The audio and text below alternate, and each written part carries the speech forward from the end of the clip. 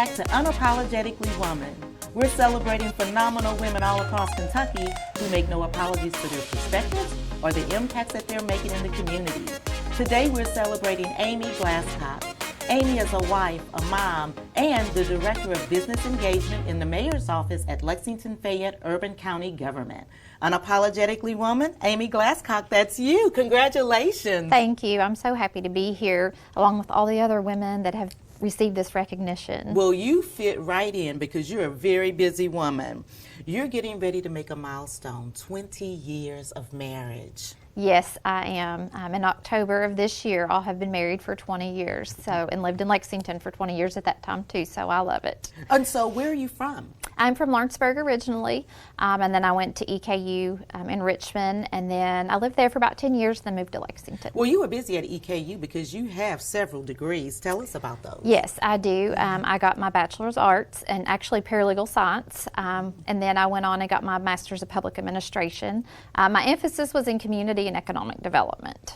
So why is that an interest for you?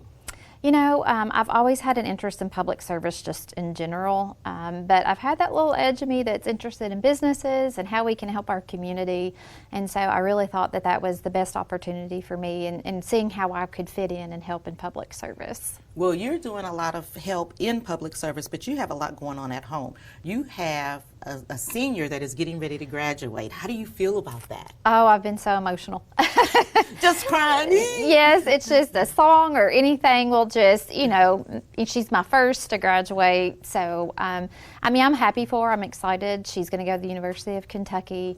But, you know, there's a lot on moms and, you know, when their first one gets ready to graduate, you know.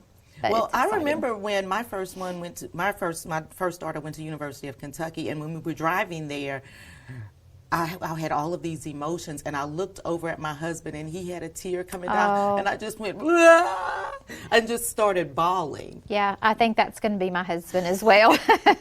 It's gonna be different. It will be, you know, because my youngest two are boys, and so to, you know, just have boys in the house and me, it's going to be quite different. And you're going to have one that's going to be driving soon. Yes, in 2 weeks he goes for his permit.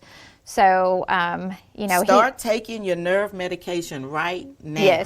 Yes, to have two teenagers on the road is scary.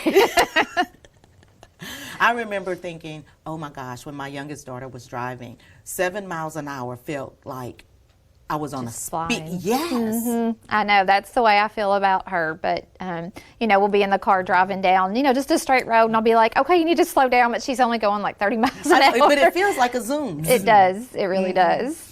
And so tell us about your youngest son. He likes baseball. Yes, my youngest is Jake, and he loves fishing and baseball. He has been playing baseball since he was 3 years old, and then now we just joined a new league, and he's going to be traveling all summer. So, so he's, you know, it's his favorite thing to do. And you guys are going to be traveling with him. Yes. Because you're going to have a busy summer set for you. We are. It's about every weekend that we'll be going this summer. So hopefully the other two will come along with us and just make fun out of it. Oh, that'll be great. That'll be great. So when you're not busy being super mom, because that's what moms are. Yes. Super moms. That's right. You know, you're very busy trying to change other people's lives. I am. So I've always had a passion for helping others, and I just kind of fell into workforce. You know, nobody goes to school to be in workforce development, right? But it just kind of happened. And when I started my first position in workforce, I just fell in love with it. And ever since then, I've been really trying to help folks find the position that's good for them and really identify their value. You know, what's their skills? What are their abilities? Sometimes people have no clue all that they actually have to offer. Well, I think sometimes it's hard to find that path, and especially if you have some barriers that are going to be there, you know, with you. You help to eliminate barriers with folks. Yes, we do. We try to, if we don't have the resources, we try to make sure that we have the resources available to them. A lot of times people think that just getting a job will solve all your problems, but that's not the case. Sometimes it's something, they may need a house, they may need transportation, they may need childcare. And, you know, if you don't have those things, then how are you going to get to work? How are you going to, what are you going to do with your child while you're at work all day? So it's important that we look at all those things that the person needs, not just the fact that they need a job. And so this path has kind of been set for you along the way. Tell us about that. It has. I started with the Workforce Innovation and Opportunity Act 18 years ago. And I was a case manager, and I just worked through a couple different positions until I became the director. And through that, I really focused on recovery, helping people with criminal backgrounds. As I know, those are huge barriers to folks, and that they really need some extra hand-holding as they're going through that. And then it led me into the career at the mayor's office and as the director of business engagement. So what do you do at the mayor's office? So that's a big job. It is a big job, and I have to say I love working there. It's been a really great opportunity for me. So I work with multiple partners throughout Lexington to help individuals that are seeking full-time employment and help them with those barriers as well. We have the Work Lexington program, and it's out of the Charles Young Center right now, and we are there a few times a week from 1 to 3, Monday through Thursday, helping individuals that want to come in and look for position. We have provided 8 grants over the last 2 years to different partner agencies that also help with things like training, such as your all's CDL training, and Jubilee Jobs and multiple other partners to help folks find employment. And you said it, finding a job is one thing, but if you've got to have other things in place too, and that's where your partners come into play, throughout the community. Absolutely. One thing that we try to do with our partners is we bring them into the Charles Young Center, but we also are trying to have some workshops and different events for folks to come in and learn from our partners as well. And we have our Be Free program. Tara Estes with the city oversees our Be Free, which helps with folks in recovery, and she's going to be doing some workshops for individuals and for their families to learn how to handle recovery and getting back into the workforce. Well, that's a lot, because I think that anytime we help anybody in our community, we're helping our entire community to be stronger. That's exactly right. My goal through this program is to help as many people as possible. I've always said that if you help one, you're making a difference. But I really think that through the Work Lexington program and all of our partners, that we're just going to make a huge difference here in Lexington. You're already making a difference. Tell me about Davis Park. Okay, I'm so excited about Davis Park. So last Friday we had a press conference about Davis Park, and it is going to be a new workforce center. And it's going to be over off of Oliver Lewis Way, and there's going to be a community center, there's going to be apartments, there's a new park that's already there, and it's just going to have easy access to individuals to be able to come in, look for work. We're going to have training opportunities, workshops. It's going to have meeting space for any businesses or partners that want to come in and utilize the space. And just really a good place for individuals to come in that need that extra hand and looking for employment. I mean, you are really doing it, because that's so important for our community. It really is. Workforce has been, the primary goal for our government as a whole, federal and state. And our economy really can't thrive unless we have a good workforce. And so we're really trying through all workforce initiatives to make a difference. What have you been most proud of in the work that you've done? I think I've been most proud of my work in recovery. Everybody's touched by recovery, whether it's your mom, dad, cousin, brother, sister, whoever it is. And I've really worked with all my positions to identify that need and to help folks that are in recovery to get back to work. That's the number one predictor to keep someone sober, is if they have employment. And so I've been very, very proud of the work that I've done to help folks in recovery. And giving people a second chance, because we don't all get everything right along the way. We're gonna, take some wrong turns and make some decisions. That's exactly right. And with the recovery work, I think some folks, they just feel embarrassed, or multiple other reasons. They don't realize they have those transferable skills.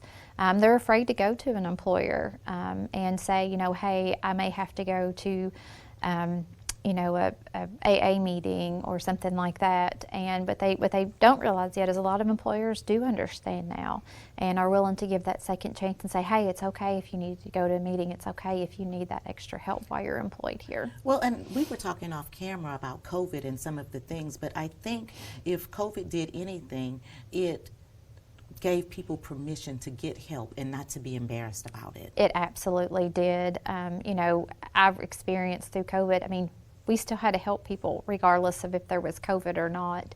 And so I think it opened employers' eyes. It opened, our individuals' eyes to, yes, I can go and get that help and get everything that I need and not be ashamed of it. Absolutely, absolutely. And that's the hardest thing, trying to figure out how people are going to perceive you. Yes, that's exactly right. And Nobody so wants to be embarrassed. Right, and you're just walking in and saying, hey, we're going to help you regardless of what your circumstance is. That's exactly right. And, if I can't do everything in my power to help, I will find every resource that can help that person. Well, that's one of the things that I read about you is that you will do absolutely anything necessary to help someone. I will. I think it's important that people feel valued. If it takes me calling 20 different people and 20 different employers to help someone with what their needs, I'll do it. I think that's what I'm here to do. I think that's, why I'm on earth. Well, and you are really doing it and doing it with such grace and dignity and making other people feel that same way. Well, I think so. That's special. I hope so. I'm really trying to. I think, I've always followed the rule of do good. And, I encourage my children, my coworkers, any partner organization to just do good. And if you do good, you'll help so many people along the way. That's kind of your motto. It is. It is. Just do good. Yes. Just do good. Set out to do good and just do that. Yes. And if you do good, then good things are going to happen to other people. And so the work that you do is so important that you present the outcomes to different people politically. Tell us about that. Yeah, so, we are overseen by the Lexington City Council, and so, they are very invested in learning about how we are actually helping those people. And so frequently we do provide presentations to them as well as to our state legislators and the Kentucky Workforce Innovation Board so that they can see what all that we're doing and how we're helping the folks in Lexington. And how does your work align with the Workforce Innovation Board? So they are helping folks in workforce now, as you're well. on that board, aren't you? I serve on some committees on that board, and so we really help. We are doing the same thing as far as helping folks in workforce to identify the skills that they need. They serve the entire state of Kentucky, and then there's the Bluegrass Workforce Innovation Board that serves just the 17 counties of the Bluegrass, where I'm serving just Lexington. And so I've got to think that I'm going to take you way back. Okay. Because your personality is amazing. And I think that might have something to do with you being a cheerleader in high school. Oh, gosh, yes. Yeah, so I was a cheerleader from I was 6 years old until the time I graduated. So I loved it. It was a lot of fun back in the day. It's quite different now, I think, but it was a lot of fun back then. You put yourself out there with being in front of people, so that should give you some comfort level when you have to present to people. It did. I think that was I think we all have a reason for doing everything that we do in life, and I think that was just preparing me for the future when I was going to be in front of people and talking and that sort of thing. And, being out meeting different folks, whether it's in front of 100 people or 2 people, I think it was just kind of setting the stage of what was to come many years down the road. Absolutely. So I'm going to pitch the last word to you. Okay. For young girls or young women that's watching and looking at you, what kind of advice would you give them about following whatever path there is for them? Know your value. Don't ever say, I'm just this or I'm just that. It always breaks my heart when I hear a woman or a girl say, well, I just do this, or I'm just a stay-at-home mom, or something like that. Know that you're not just anything. You have so much to offer, and be confident in yourself and all the abilities and everything you have to offer. You guys heard it from Amy Glasscock. Be confident in your abilities and what it is that you have to offer. Continue to watch as we celebrate other phenomenal women just like Amy who are making changes in our community. I'll see you soon on Unapologetically Woman.